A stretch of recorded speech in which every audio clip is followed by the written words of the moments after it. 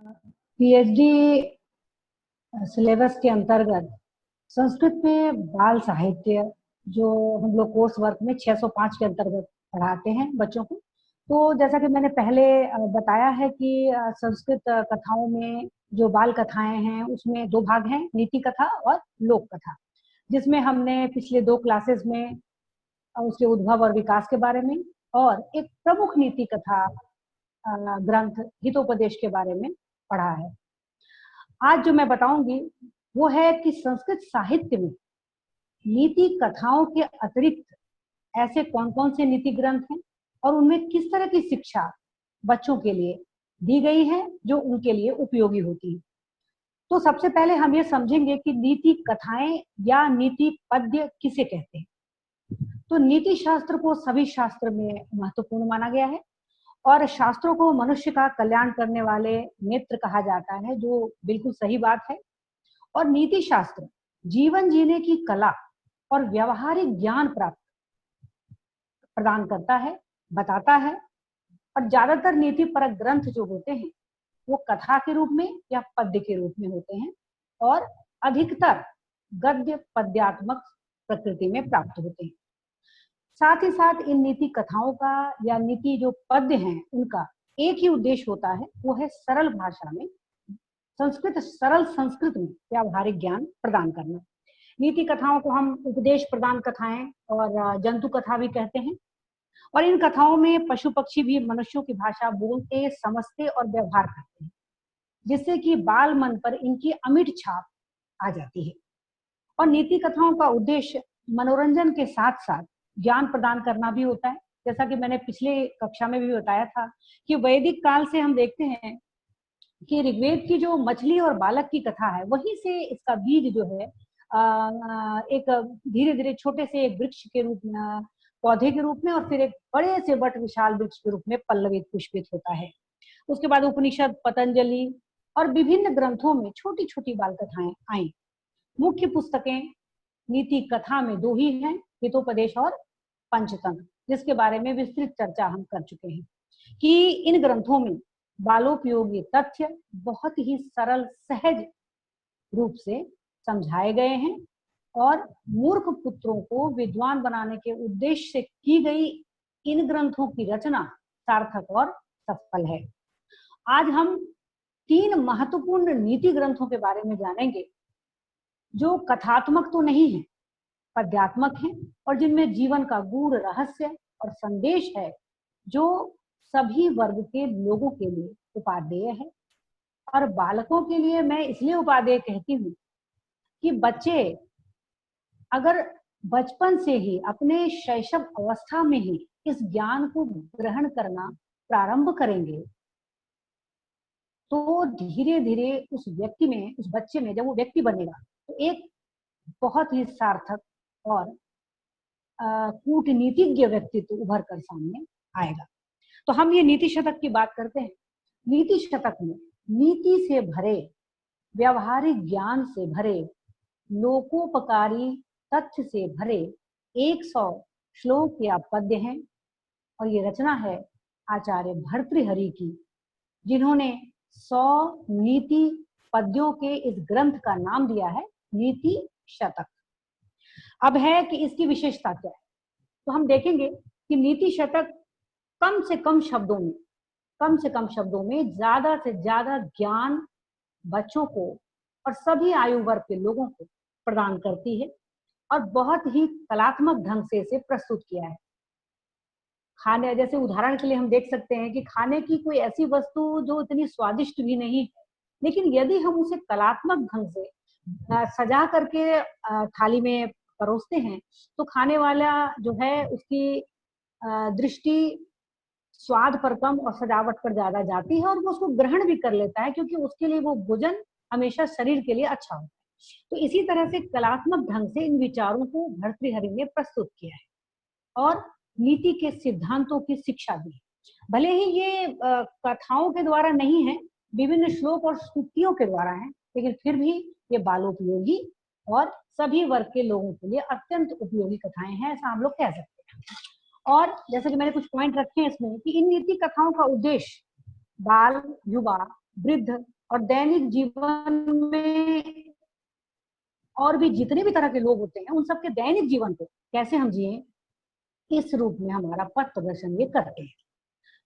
और इसमें नीति शतक में आत्मसम्मान, आत्म स्वाभिमान जिसे हम कहते हैं, परोपकार, सदाचार, चरित्र निर्माण, सत्संगति, क्षमा, धैर्य, सत्य इत्यादि का कथन विभिन्न सूक्तियों और श्लोकों के द्वारा किया गया है, जो बेहद सरल और सहज हैं और संस्कृत सीखने वाले बालकों के लिए भी अत्यंत उपादेय हैं।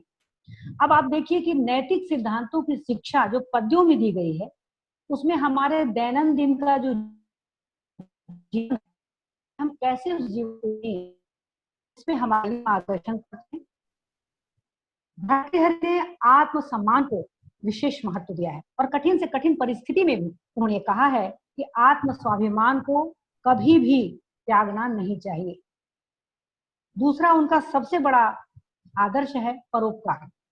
इस दृष्टि से एक पद्य संस्कृत साहित्य में ही नहीं, विश्व साहित्य में प्रचलित है और इसे बाल, वृद्ध, युवा सबको एक महत्वपूर्ण नीति श्लोक के रूप में देखना चाहिए और ग्रहण करना चाहिए। श्रोतम श्रुतनैव न च कुंडलेन दानेन पाणिर न तु कंकणेन विभाति कायाः करुणापराणाम परोपकारे न तु चंदनेन। कोई भी तरह की क्रिया परोपकार से ज्यादा महत्वपूर्ण नहीं होती है।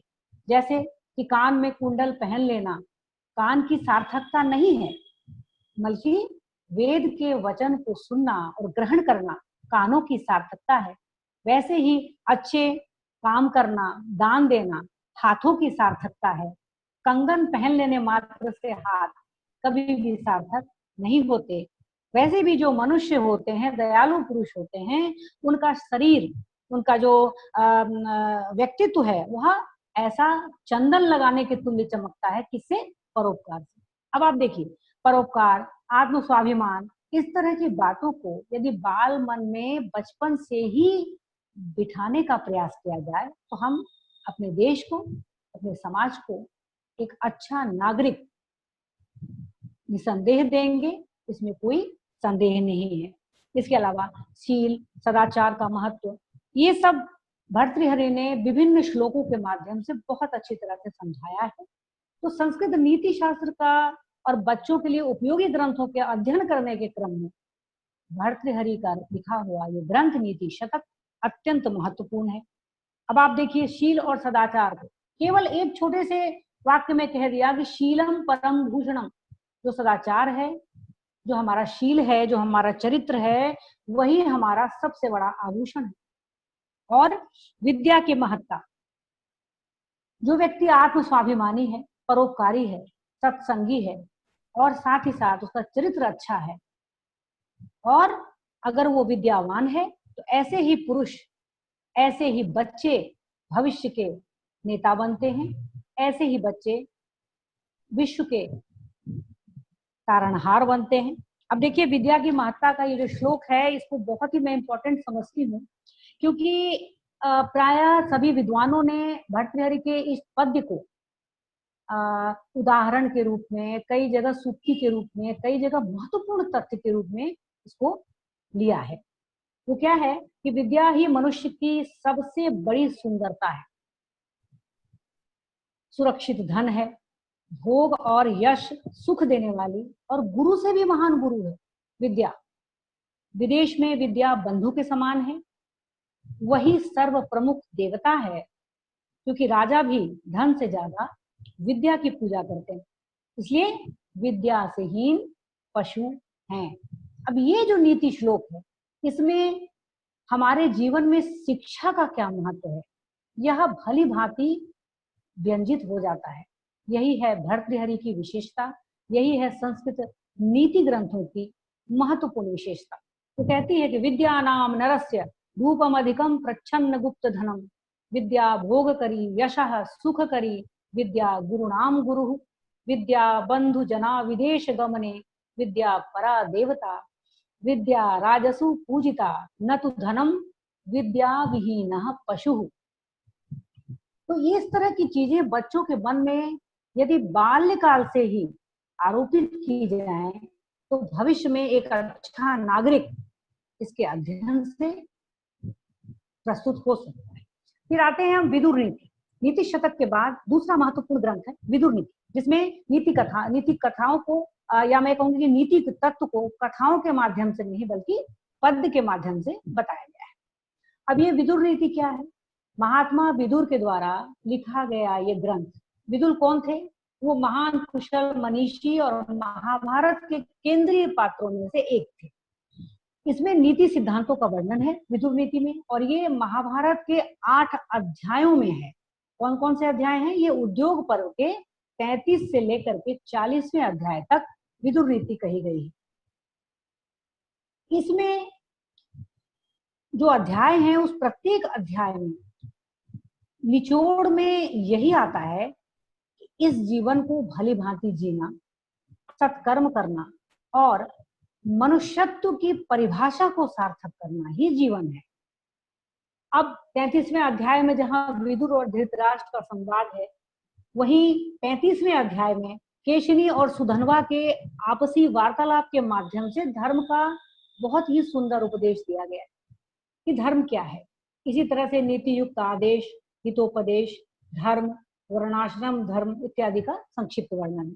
तो विदुर नीति नीति ग्रंथों की परंपरा का एक विशिष्ट ग्रंथ है और जीवन में बाल्यकाल से लेकर के मृत्यु पर्यंत तक जितनी भी राहें हैं जो उलझती हैं उनको सुलझाने का प्रयास ये विदुर नीति करती है और सिखाती भी, जो बताती है कि मनुष्य लोक के 6 ही सुख हैं।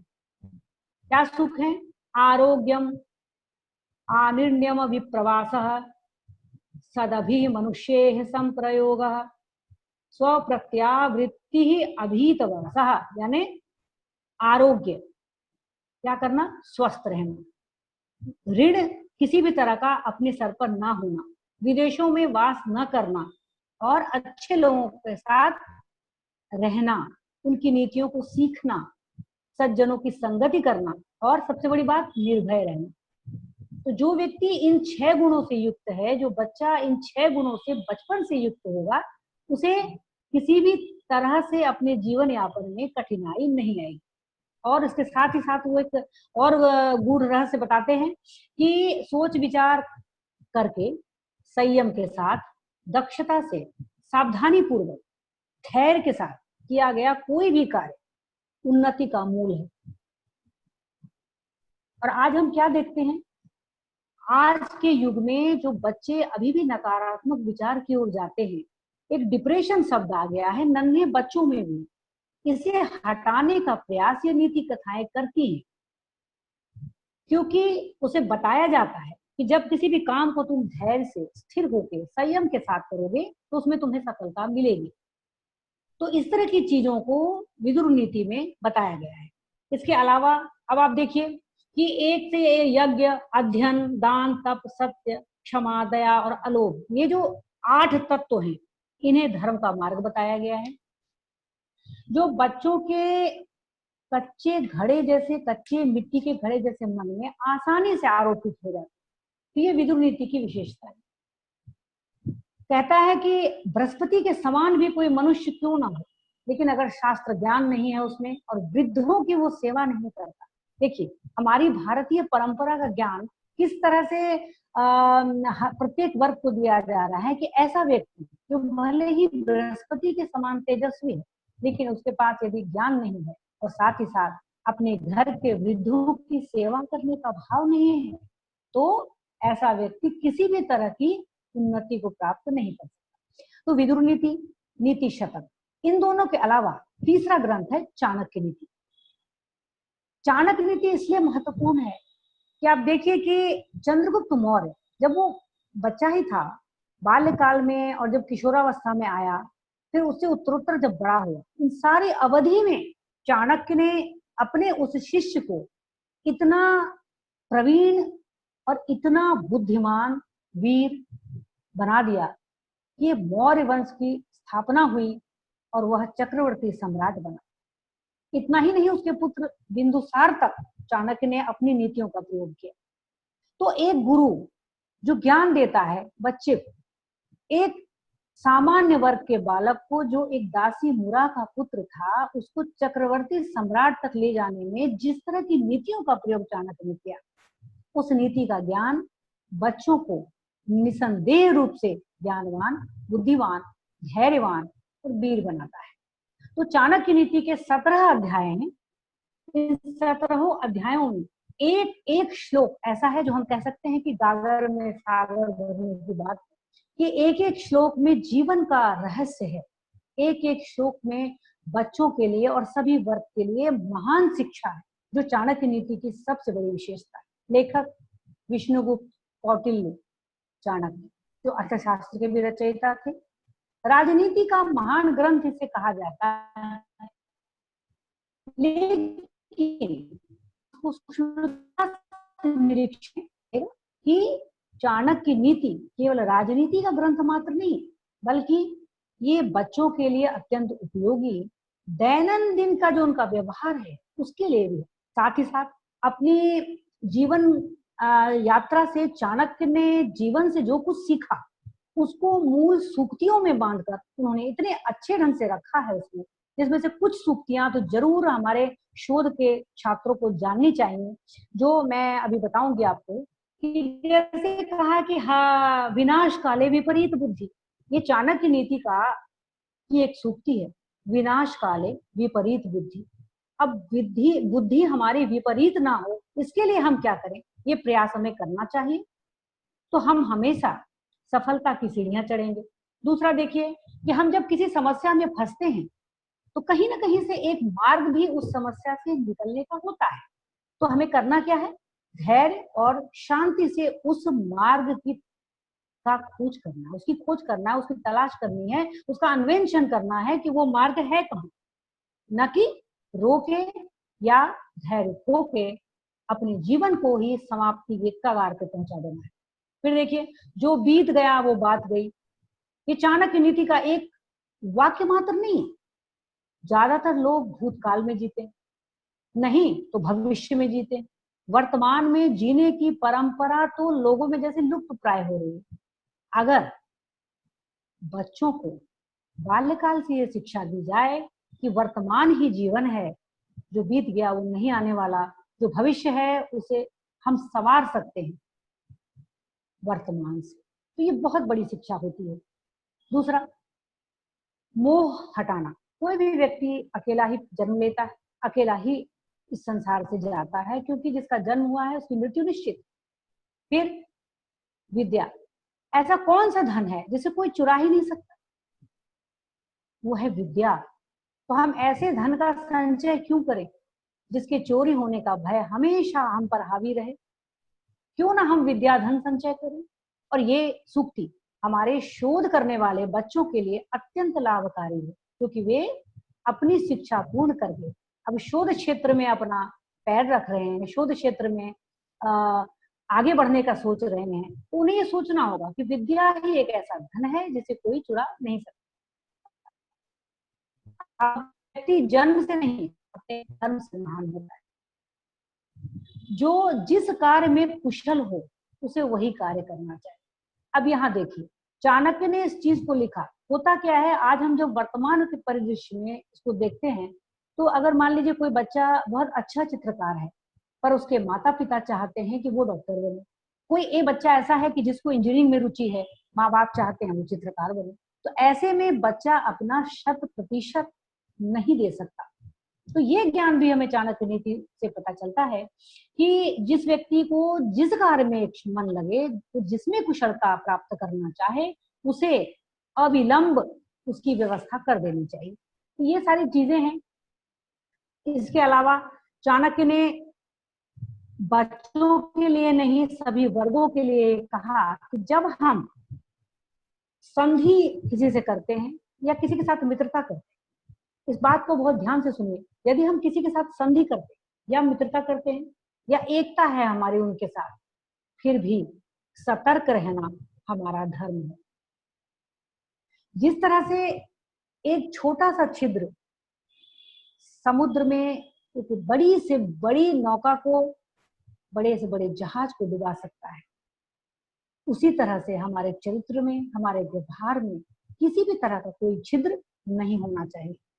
फिर सत्य, धर्म, दया, क्षमा, इन 4 तत्वों को लेकर आगे बढ़ना चाहिए।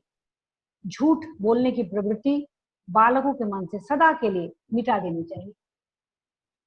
इसके साथ ही चाणक्य कहते हैं कि जब हम इन तरह की चीजों को अपने अंदर लाते हैं, एक धार्मिक व्यवहार, परोपकार, सत्संगति, अच्छे विचार, विद्या, तो क्या होता है कि जिस तरह से फूलों की खुशबू चारों तरफ फैलती है, उसी तरह से उस व्यक्ति के चरित्र का की जो सुगंध है वो दिग दिगंत तक प्रसारित होती है और वह व्यक्ति से व्यक्तित्व बनता है। इसके साथ ही उन्होंने कहा कि यदि जीवन आपको अच्छे से चलाना है तो क्या करना है, कुछ चीजें ऐसी हैं जिन्हें आप मूल से समाप्त कर दीजिए, जड़ से उसको नष्ट कर दीजिए, तो आपके जीवन में कभी कठिनाई नहीं होगी। क्या चीजें हैं वो? सबसे पहले, अगर आप बीमार हैं तो उस रोग को जड़ से खत्म कीजिए। दूसरा, आपने किसी से अगर ऋण लिया है उसे भी जड़ से खत्म कीजिए। और तीसरा, शत्रु, उसे भी आप अपनी जड़ से खत्म कीजिए। तो व्यक्ति के मन में कभी चिंता पनपेगी ही नहीं। और स्वाभिमान तो ऐसा होना चाहिए कि जैसे कितना भी भूखा होगा, शेर कभी घास नहीं खा सकता, चाणक्य ने कहा। तो अपने स्वाभिमान को हमेशा अपनी मुट्ठी में रखकर विद्या अध्ययन करके बच्चों को सर्वश्रेष्ठ बनाने की पद्धति, जो ज्ञान है, वो है चाणक्य नीति में। और साथ ही साथ अंत में उन्होंने सभी वर्गों के लिए एक महत्वपूर्ण ज्ञान दिया कुछ तथ्यों में। उन्होंने साफ कहा, यदि व्यक्ति को, बच्चे को जीवन में आगे बढ़ना है तो सबसे पहले उसको आलस का त्याग करना होगा, क्योंकि आलसी व्यक्ति का न वर्तमान होता है न भविष्य। दूसरा, समय सबसे बड़ी पूंजी है। आलस्य को त्याग कर इस समय रूपी पूंजी को ध्यान रखकर कि कैसे इसका हम सदुपयोग करें, कैसे हम उद्योग करें कि भाग्य में न होने पर भी वो वस्तु हमारे पास हो। और साथ अपनी वाणी में हमेशा एक मिठास, एक सच्चाई, एक सुगंध रखिए। मनुष्य की वाणी ही विष और अमृत की खान है। आप देखिए कि जिस तरह से नंद वंश का विनाश किया, चाणक्य को राजा नंद ने अभद्र वाणी के साथ अपने दरबार से लात मारकर फेंका था। तो वो अभद्र वाणी ने नंद वंश का ही विनाश कर दिया, जो चाणक्य कहना चाहते। और सबसे बड़ी बात, जो काम आपको कल करना है उसे आप आज कर लें, ये सबसे बड़ी नीति शिक्षा है। और टोटल जो मैं निचोड़ कहूंगी, वो निचोड़ है चाणक्य नीति का, कि जो व्यक्ति अपने कर्म को नहीं पहचानता है, वस्तुतः अंधा वही है। अंधा वो नहीं है जिसकी आंखें नहीं है, अंधा वो है जो अपने नियत कर्म को पहचानता नहीं है। तो संस्कृत की नीति कथाओं के अतिरिक्त, जैसे पंचतंत्र और हितोपदेश और लोक कथाएं जो है, उनके अतिरिक्त कुछ नीति विषयक ग्रंथ हैं जिस पर आज हमने चर्चा की। वो है नीति शतक, जो भर्तृहरि ने लिखा। दूसरा, विदुर नीति, जो महात्मा विदुर ने लिखा, जो महाभारत का उद्योग पर्व के 8 अध्यायों में 33 से 40 तक वो वर्णित है। और तीसरा, चाणक्य नीति, जो कि कौटिल्य चाणक्य ने लिखी, जिसके 17 अध्यायों में विभिन्न पद्यों में बहुत सारी नीति विषयक बातें हैं। तो निष्कर्ष हम ये कर सकते हैं इस बात का कि संस्कृत साहित्य में जो नीति ग्रंथ लिखे गए, वो ये कह के नहीं लिखे गए कि ये बच्चों के लिए, बल्कि ये कह के लिखे गए कि ये बाल, वृद्ध, युवा, स्त्री, बच्चे, यानी समाज के सभी वर्ग के लोगों के लिए उपादेय है। बस 2 ही ग्रंथ ऐसे हैं, पंचतंत्र और हितोपदेश, जो ये कह के लिखे गए कि ये बालकों के निमित्त नीति उपदेशक ग्रंथ हैं।